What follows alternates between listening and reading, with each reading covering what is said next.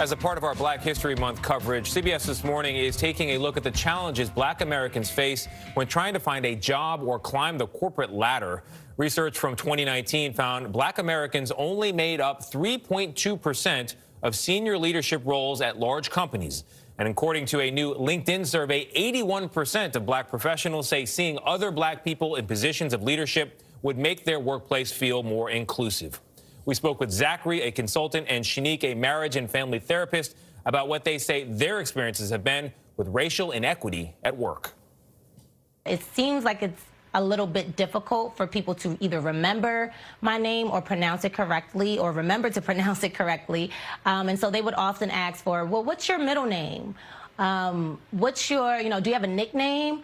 Which definitely makes me feel ashamed of my name at times because it seems like I'm not good enough or I'm stereotyped. As a young Black man in corporate America, folks have said all types of things about me. I've been told I'm too arrogant, too aggressive, sometimes not aggressive enough, too proactive, not proactive enough. Looking for a job in the corporate world, I had 2 resumes.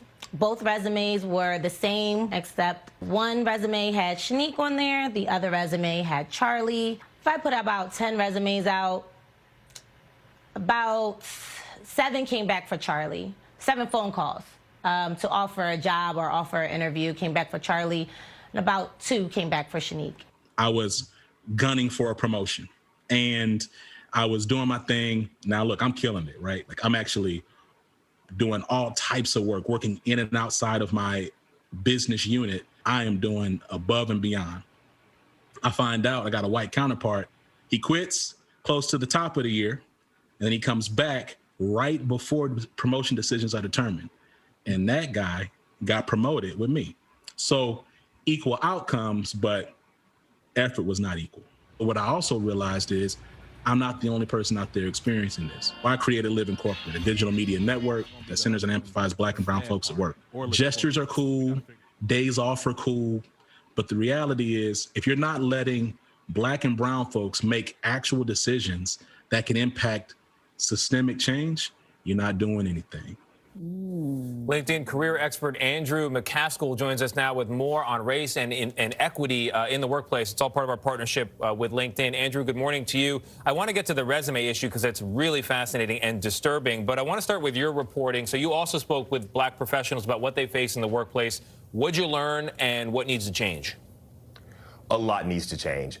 What we learned was that Black professionals overwhelmingly responded that things that were barriers to their advancement were not seeing people who look like them at top in senior leadership, not having access to mentorship and sponsorship, not feeling a sense of belonging in the workplace, and finally just feeling like that there was no path for them for advancement.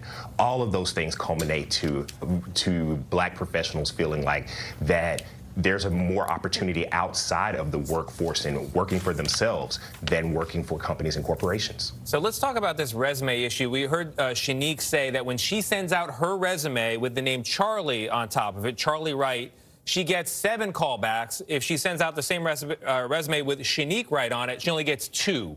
And that actually matches up with your findings and with other people's research. What the heck is going on there?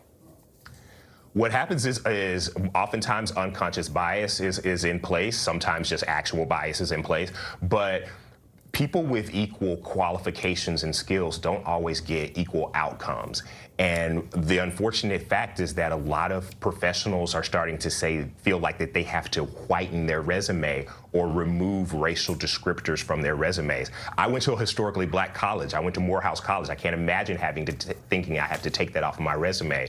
But the onus is on the corporations to put things in place to make sure that racial discrimination in their hiring process doesn't creep in. And you have to be intentional about it. It doesn't just happen organically. Yeah, so let's talk about the intentions, because I love Zachary and I love Shanique. I thought they raised really great points. So what should employers do to put that in place and be intentional? Give us 2 top things they could do today. Today is they can do blind recruitment where they look in the hiring process and start to just only look at qualifications and skills. The other thing that they can do is that they have to hold themselves accountable. They need to start to measure and think about the number of people from underrepresented groups who are applying for roles and opportunities, and then juxtapose that to the number of folks who actually get callbacks and get hired in the end. This is not the responsibility of the job seeker.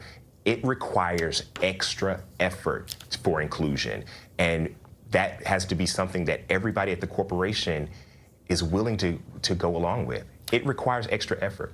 You know, they also talk about fear of retaliation, black people in the workplace, when they speak up about it.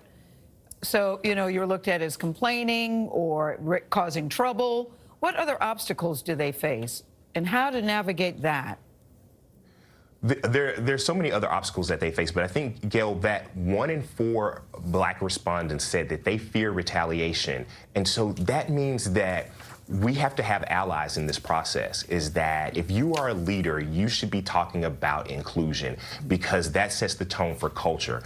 People are not leaving, they're just not leaving their jobs. They're leaving toxic cultures, and they're leaving they're not wanting to have to deal with things like microaggressions at work, or feeling like there's hopelessness at work. So one thing that people can do is, if you're a leader, talk about this. Have the hard conversations. It shouldn't just be black people and people of color or people who are other talking about inequities at work, because 1 in 4 black folks said that they felt like that they would receive retaliation when they talk about inequities. Yeah. So we need our non-black counterparts to jump in and talk about it too. Yeah, it may be a hard conversation, but it's a necessary conversation. Drew McCaskill, good to see you. Thank you so much for joining us today.